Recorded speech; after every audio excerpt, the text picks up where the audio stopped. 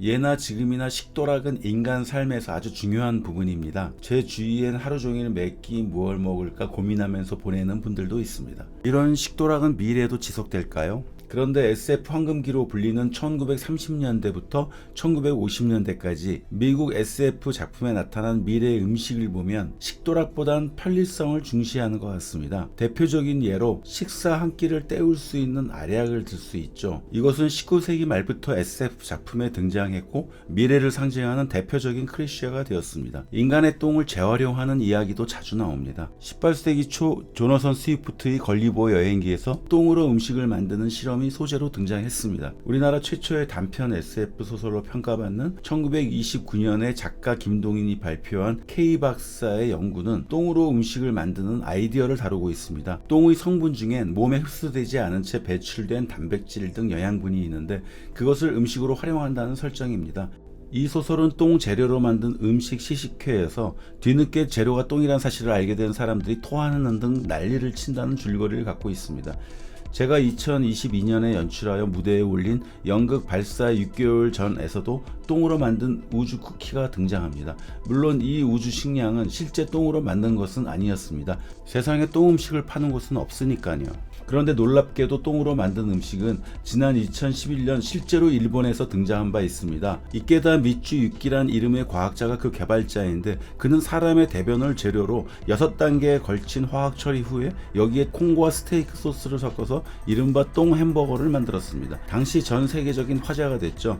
그는 자신이 만든 그 똥 햄버거를 직접 시식하는 모습도 공개했으며 불에 구우면 붉게 변하는 똥 스테이크의 맛이 쇠고기와 비슷하다고 밝히기도 했습니다. 그 똥 햄버거에 대한 당시의 설문조사를 보면 그것이 상용화되면 먹겠다고 한 사람이 16%쯤 됐습니다. 예상보다 높은 수치입니다. 그런데 그 이후 똥 햄버거가 실제로 팔리고 있다는 뉴스는 보지 못했습니다. 아마 인분에 대한 안 좋은 인식 때문에 상용화가 이루어지지 않은 것 같습니다. 또한 똥 햄버거의 제조 비용이 많게는 일반 고기 햄버거의 20배쯤 된다고 하는데 그런 높은 비용이 걸림돌이 되었을 것입니다. 이번엔 식사 대용 알약에 대해 그 출현 가능성을 알아보겠습니다. 결론부터 말씀드리면 현재로선 불가능해 보입니다. 왜냐하면 인간은 단백질, 지방, 탄수화물, 무기, 염류 등 다양한 영양소를 골고루 공급받아야 하는데 이것을 알약 하나에 담는 것이 불가능하기 때문입니다. 그뿐만 아니라 대장 등 우리 몸속에 사는 미생물들에게 섬유질을 공급해야 하는데 알약 하나로 그것까지 해결하기는 어려워 보입니다. 단순히 칼로리, 즉 에너지 총량만 따져도 알약 하나만으로는 어림도 없습니다. 예를 들어 에너지 효율이 가장 좋은 지방으로만 알약을 채운다 해도 몇 끼마다 알약 70개 이상을 먹어야 합니다. 그렇게 많이 먹을 바에야 차라리 음식을 먹는 편이 낫겠죠. 이렇듯 알약은 현실로 이루어지기 어려운 상상 과학의 산물일 뿐입니다. 그래서 타임지는 실패한 미래 예측 10가지 리스트에 알약 음식을 넣은 바 있습니다. 영화 설국 열차를 보면 바퀴벌레로 만든 단백질 블록이 등장하는데요. 미래엔 정말 이런 음식이 등장하게 될까요? 그 밖에 또 어떤 미래의 음식을 상상할 수 있을까요? 많은 학자들은 미래의 인류가 곤충을 주식으로 먹고 살게 될 확률이 적지 않다고 주장합니다. 기후변화로 농축산업이 붕괴되면 어쩔 수 없이 곤충을 먹어야 한다는 거죠. 곤충 사육은 여러모로 효율적이고 환경에 덜 피해를 입힙니다. 단백질 1kg을 생산할 때 가축은 10kg의 사료가 필요한 반면 곤충은 1kg만 소비합니다. 그래서 곤충은 미래의 식량 자원으로 불립니다. 따라서 바퀴벌레는 아닐 확률이 높지만 여러 곤충으로 만든 다양한 영양 블록을 먹고 살게 될지 모릅니다. 블록 음식의 장점은 딱딱하게 압축된 형태로 만들면 보기에도 덜 부담스럽고 휴대와 보관이 쉽다는 것입니다. 전투 식량, 재난식품으로 이미 오래전부터 개발이 이루어지고 있습니다. 몸에 붙인 채 피부로 영양분을 빨아들이는 패치형 음식도 유행하게 될지 모릅니다. 처음엔 군사용으로 나왔는데 지금은 상용화돼 다이어트 하는 사람들에게 인기를 끌고 있습니다. 흡수되는 원리는 우리가 몸에 붙이는 파스와 같습니다. 경피형 약물 전달 기술로 불리는데 피부에 붙이면 간을 거치지 않고 혈관을 통해 바로 전달됩니다. 이런 음식은 소화 기능이 약화된 노인이나 환자에게 유용할 것입니다. 그러나 정말로 많은 사람들이 즐기는 미래의 음식이 될지 여부는 아직 판단하기엔 이른 것 같습니다. 현재 3D 프린터로 음식을 만드는 다양한 시도가 이루어지고 있습니다. 그런데 좀 아쉬운 점은 가열 등 최종 조리 과정에선 사람의 손을 거쳐야 한다는 것입니다. 예를 들어 3D 프린터로 피자나 햄버거를 만드는 경우 도우나 패티를 만들고 토핑을 한 후엔 사람의 손을 거쳐 오븐 화덕 등으로 가열시켜야 했습니다.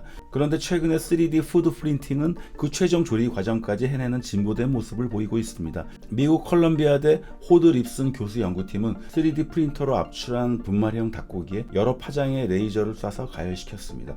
그 후 브라인드 테스트를 했는데 기존 닭고기보다 만족도가 높게 나왔다고 합니다.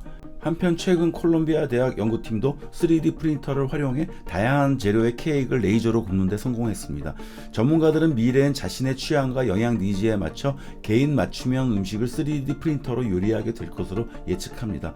예를 들어 고기 대신 식물성 단백질을 사용하여 맛있는 스테이크를 3D 프린터로 출력하거나 건강을 위해 필요한 영양소를 최적으로 조합한 식사를 손쉽게 만들 수 있습니다. 한편 미래엔 유전자 조작을 통해 새로운 맛과 영양분을 가지는 식재료가 개발될 것입니다. 아울러 뇌 기계 인터페이스나 신경과학 기술을 통해 가상 환경에서 황홀한 미각과 후각 체험을 할 수도 있습니다. 즉 가짜로 맛을 느끼는 것이죠. 그런데 사내의 진미와 거리가 멀어 보이는 블록 단백질이나 패치형 푸드, 가상 음식에 대해 미래의 인류가 만족할 수 있을까요? 아마 이에 대한 설문을 한다면 부정적인 대답을 하시는 분이 많으리라 봅니다. 식도락이야말로 가장 중요한 우리의 행복 요소들 중 하나니까요. 그런데 최근 이와 관련된 흥미로운 실험 결과가 있습니다. 음식물을 먹을 때 우리는 뇌 속에 도파민이 분비되면서 좋은 기분을 느끼게 됩니다. 그런데 최근 발표된 연구 결과에 따르면 동물의 뇌 속에서 분비되는 도파민의 양이 물과 음식을 먹는 순간보다도 그 이후 몸에 흡수될 때 더 많이 분비된다고 합니다. 이 사실은 2022년 네이처지의 캘리포니아대 제커리 나이트 박사의 연구팀이 발표한 논문에 따른 것입니다. 연구팀은 갈증 상태의 생쥐에게 물을 마시게 하면 물을 마실 때보다 물이 위장 등을 통해 흡수되는 동안 도파민의 분비를 담당하는 신경세포가 더욱 활성화되는 것을 발견했습니다. 음식의 경우도 비슷한 결과가 나옵니다. 만약 그 실험 결과가 사실이라면 우리는 음식을 입으로 직접 맛보는 것 외에도 다양한 방법을 통해 그와 같은 포만감과 만족감을 얻게 될지 모릅니다. 오감을 만족시키고 나아가 우리의 멋진 기억까지 불러오는 전혀 새로운 유형의 음식이 등장할지 모릅니다. 이와 같은 미래의 음식을 우리는 입으로 씹고 삼킬 필요가 없습니다. 몸으로 그냥 스며들기 때문입니다. 동시에 바람소리, 향긋한 내음, 부드러운 촉감이 생성되고 맛있게 뭔가를 먹었던 기억이, 즉 그때의 미각이 되살아나게 됩니다. 그러고 나서 우리는 포만감과 행복감에 젖게 되겠죠. 그런 놀라운 미래의 음식을 우리는 곧 먹게 될지도 모릅니다.